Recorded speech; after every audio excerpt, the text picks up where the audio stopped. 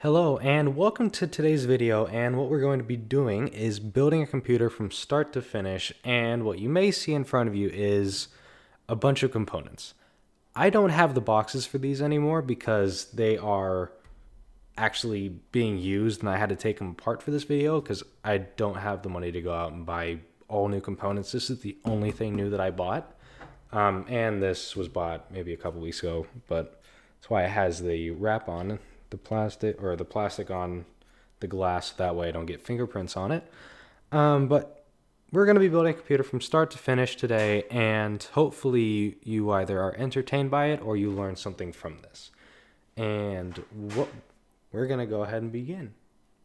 So for the motherboard and CPU, I got an AMD CPU and MSI motherboard. To install the CPU on each CPU, there's going to be a couple of signifiers. This one has a triangle. Sometimes the edges, not the edges, but the sides of the chip are going to be machined or kind of hold out, and then you can align that with the motherboard. But this one has a triangle, so what I'm going to do is go on here and find the triangle.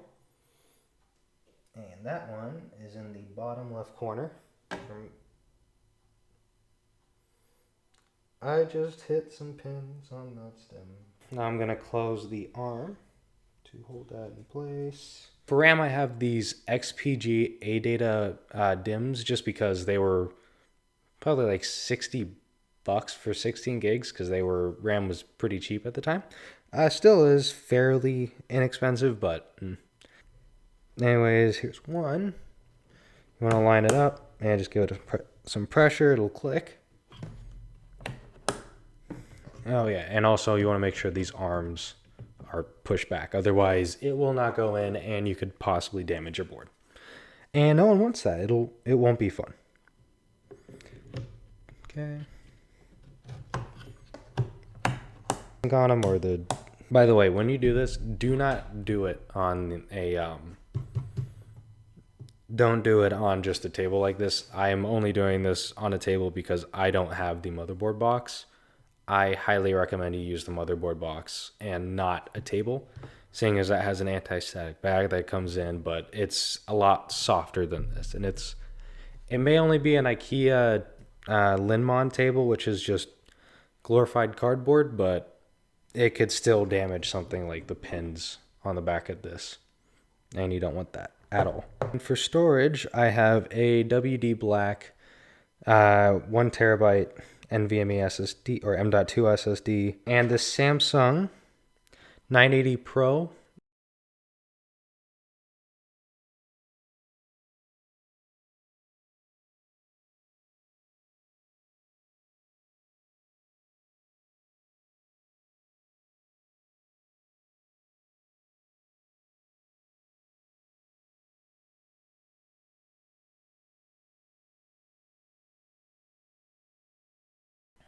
But I have this absolutely monstrous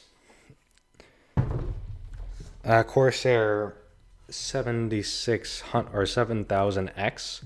Now we're gonna go ahead and put the motherboard in the case.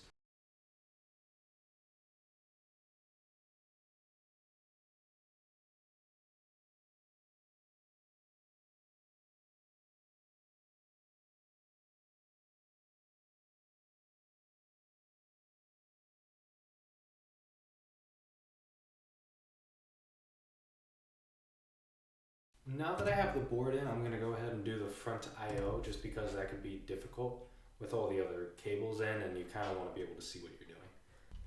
Okay, now I'm going to go ahead and put in the fans, just because putting them in now seems a lot easier than putting them in later. And for fans, I have these 120 magnetic levitation fans from Corsair. On the fans, it's important to know which way the air will flow. Most of them have this print on here, an arrow. This one has it, an arrow pointing this way. So it'll come in this way, come in through here, exit through here.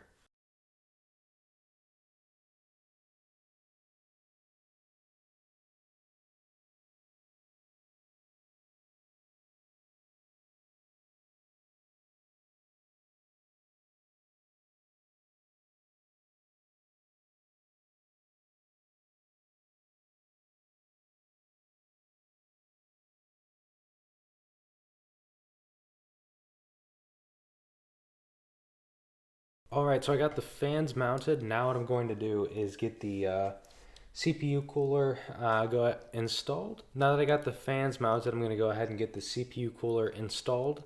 Shouldn't take too long, just the 360 mil, so let's go ahead and do that. Now that I have the CPU cooler mounted, I'm going to go ahead and install the Corsair hub, what is it called, Commander Core. I have 2 of these because I have 9 fans, and I will need them because the pump also runs off of it.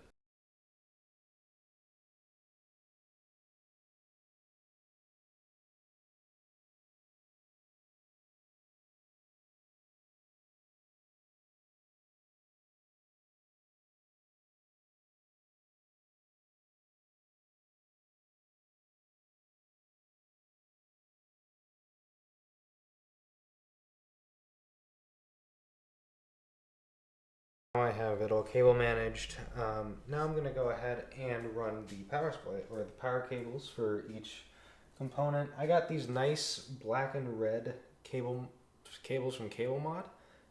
These will also be a part of the same build that I need this AIO cooler for. But I'm going to go ahead and get these all plugged in and ran and then put the power supply in. I have an RM1000X.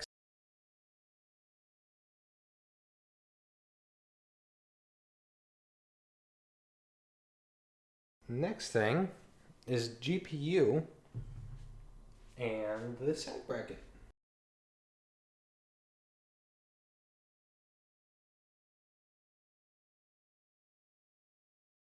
Got it on and it is posting. Never mind the GPU and the fact that the table's a lot farther back and the hard drive bay is out. But turns out that I pulled a cable out of the power supply and didn't plug it back in. So, but anyways, it is turning on. I was able to fix it. You can see right here it's on. If you enjoyed watching this video and if you found it entertaining at all, please let me know. I hope to do more PC builds in the future, and I hope to learn. I'm obviously not very good right now in terms of filming it and actually doing it. I am very camera shy and shy in general. Hope you have a good rest of your day, and I will see you in the next one. It'll be a Berserk based PC, so please don't miss out on that one. See ya.